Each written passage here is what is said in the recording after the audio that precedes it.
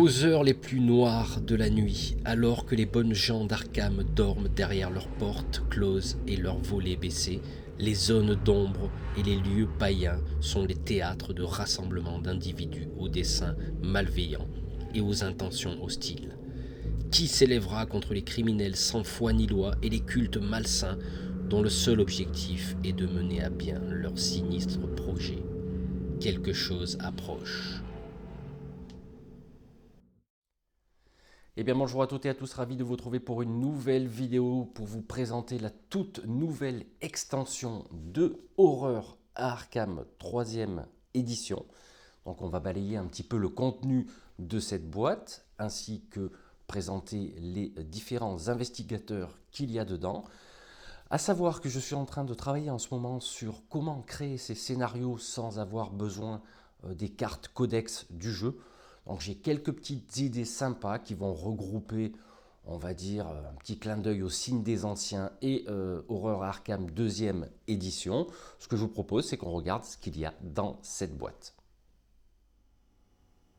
Alors, qu'est-ce qu'on va y retrouver au niveau de cette extension? Donc, vous pourrez remarquer, pour ceux qui ont connu la 2e édition, c'est que les extensions étaient relativement conséquentes, hein, alors que là, on part sur une boîte petit format. Donc, on va y retrouver quoi dedans? Tout d'abord, une petite fiche d'explication. Comment utiliser cette extension avec un nouveau sabot de monstre. Donc voilà, petite feuille, hein, toute simple. Ensuite, on va y retrouver de quoi monter notre sabot de monstre, ainsi que des pions fléaux. Alors je suis un petit peu désolé pour les reflets, on va essayer d'arranger ça. Voilà, là ça va peut-être un petit peu mieux. Hop, et bien sûr des pions indices et des nouveaux investigateurs qu'on passera en revue tout à l'heure. Ensuite, donc, bien sûr, les fiches investigateurs qu'on va regarder en détail et des paquets de cartes, donc avec des nouveaux monstres, hein, dont on jettera un coup d'œil tout à l'heure. Voilà, donc, et également les cartes codex, donc qu'on va rajouter au niveau de la boîte de base, hein, tout simplement, avec quelques particularités. Donc nous allons y retrouver tous les districts avec les quartiers. Voilà, donc ça je ne vais pas trop vous spoiler, hein, comme on dit en anglais, donc avec les indices, avec les fléaux, enfin tout ce qui va nous plonger dans cette extension au niveau du background. Qu'est-ce qu'on a encore? Hop, d'autres cartes. Voilà. Au niveau. Alors je me rappelle plus, je crois que c'est les failles temporelles. Je me rappelle plus de ça. Ouais, ça doit être ça. Donc, parce que voilà, quand on a des anomalies, au lieu de piocher une carte du quartier, on va plutôt piocher des cartes failles temporelles, ou je ne sais pas comment ça s'appelle dans cette extension. Donc on a les petits socles pour les ce qu'on appelle les standees, les portraits. Mais moi j'utilise les figurines et on va y retrouver là-dedans les nouveaux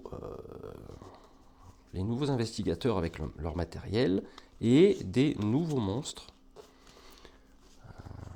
au niveau de cette extension. Apparemment des nouveaux monstres qu'on ne va pas trouver dans la boîte de base, bien sûr.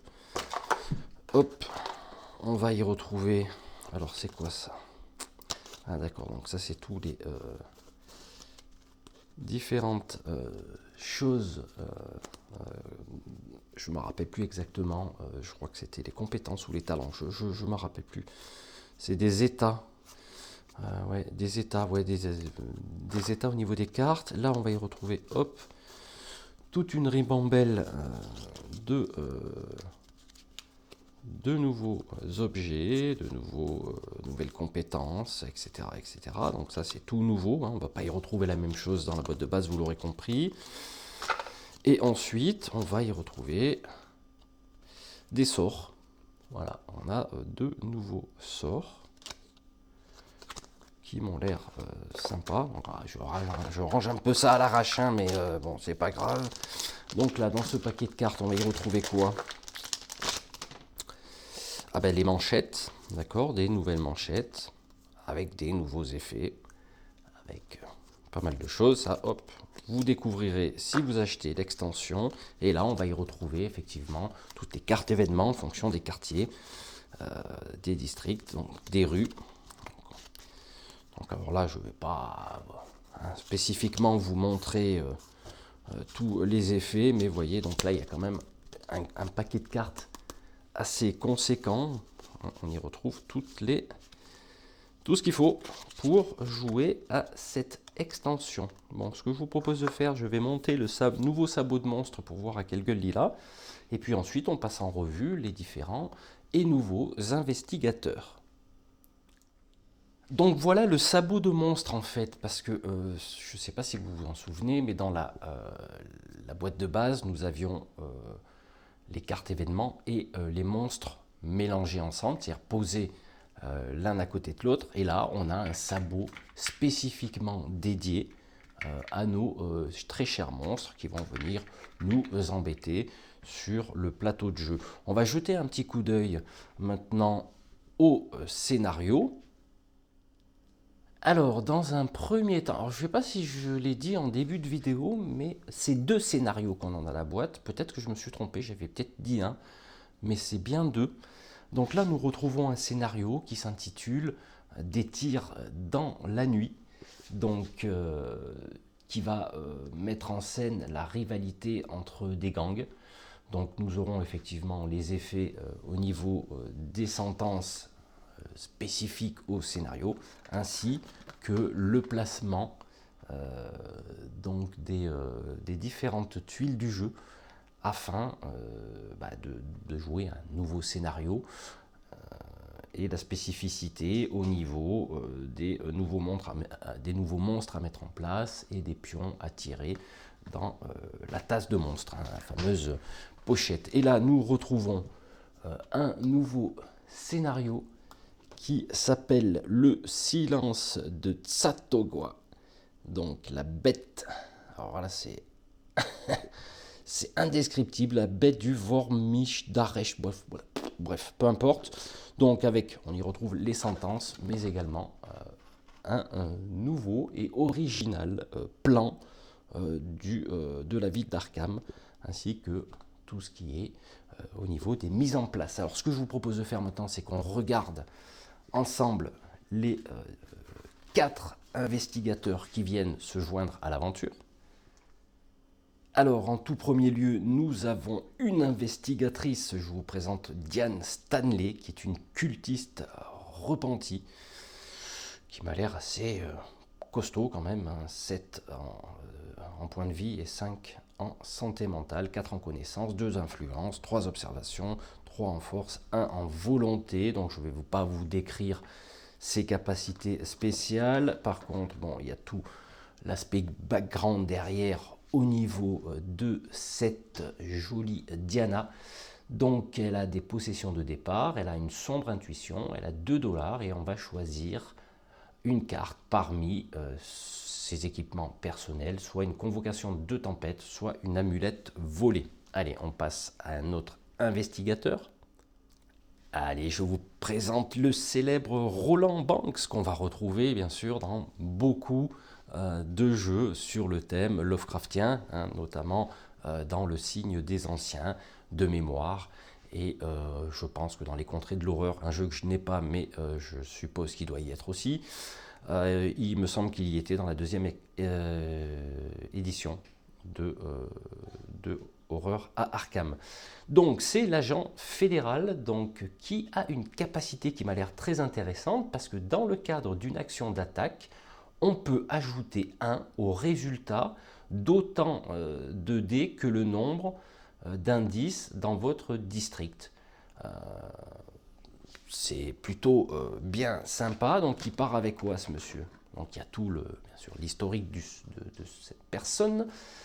Il a un 38 spécial et il part avec 3 $ en poche. Donc il aura parmi les cartes de son deck perso, soit un suivi minutieux, soit implacable. Voilà, donc là je ne vais pas m'étendre là-dessus. On va passer à un autre investigateur. Et nous retrouvons la très célèbre Kate Winthrop, donc qui est une scientifique qui a l'air aussi d'avoir une capacité spéciale très intéressante. Après qu'elle ait effectué une action d'enquête, elle peut canaliser autant de compétences de son choix que votre résultat de test, qui peut être assez sympa. C'est des persos quand même qui sont dans cette extension pas mal du tout. Donc elle a des possessions de départ, elle a des notes de recherche, elle a 2 $, et elle va choisir parmi 2 cartes de son deck. Je ne vais pas trop m'étaler là-dessus quand même, je vous laisserai découvrir. Et pour terminer, nous avons le Squids O'Toole, donc l'ex-détenu, qui a des compétences, on va dire, assez moyenne, on va dire. Je ne regarderai pas sa compétence spécifique. Il va partir avec des possessions de départ qui sont liées à son deck. Donc là, je vais vous présenter les petits standees, quand même, pour qu'on puisse regarder à quoi il ressemble. Voilà, je vous présente les petits standees qui sont liés à nos nouveaux investigateurs. Comme je l'avais dit dans la première vidéo de présentation d'Horreur à Arkham, j'avais beaucoup aimé le graphisme nocturne qui nous plonge bien dans l'ambiance Lovecraftienne. À savoir que moi je n'utilise pas les standees, vous l'aurez compris, j'utilise des figurines des années 20 qui sont liées au jeu Chicago. Voilà, c'est ce que je cherchais la dernière fois, c'est un jeu Chicago qui est un jeu de figurines d'escarmouches sur le thème Elliot Ness, etc., Prohibition. Donc voilà, donc une petite particularité bien sûr à cette extension, c'est que pour l'utiliser, tout ce qui est cartes, monstres, tout ce qui est investigateur, etc. Donc vous pourrez les mélanger à la boîte de base. Vous pourrez prendre les persos bien sûr de cette extension pour jouer. À savoir que les cartes rencontres, manchettes, alliés, objets et sorts seront mélangés dans leurs paquets respectifs. Donc de base, les cartes archives spéciales état monstre et de départ seront triées par ordre alphabétique, que vous insérerez aussi au paquet respectif. Les nouveaux paquets d'anomalies et événements sont mis de côté pour être utilisés uniquement selon les instructions de chaque scénario. Voilà, il faudra s'assurer de ne pas mélanger les cartes événements dans les paquets rencontres. Ça, c'est logique. Les nouveaux investigateurs pourront être intégrés au jeu, ce qui est normal, et les nouveaux scénarios utilisent des cartes monstres et codex de la boîte de base de cette extension confondue. Donc voilà, vous voyez que malgré tout, hormis les particularités des cartes codex, on pourra utiliser cette extension dans sa totalité. Voilà, écoutez, on va conclure cette vidéo. Voilà, c'est ainsi que s'achève cette vidéo de présentation de la toute première extension d'Horreur à Arkham 3e édition Terreur Nocturne. À savoir que je suis en train de travailler sur ce jeu, notamment comment créer ses propres scénarios.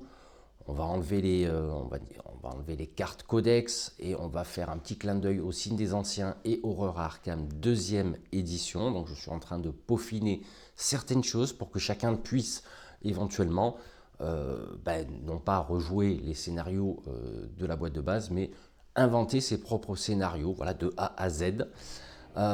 J'ai quelques vidéos qui vont venir, notamment la présentation d'une règle de jeu d'escarmouche futuriste que m'a envoyé le créateur, qui est Maxime. Donc Maxime, je te salue, je suis désolé, je ne travaille que le week-end sur mes vidéos. Donc il y a quelques nouveautés entre parenthèses qui vont arriver sur la chaîne. Quant à nous, on se retrouve très bientôt pour de nouvelles vidéos. Allez, ciao, ciao.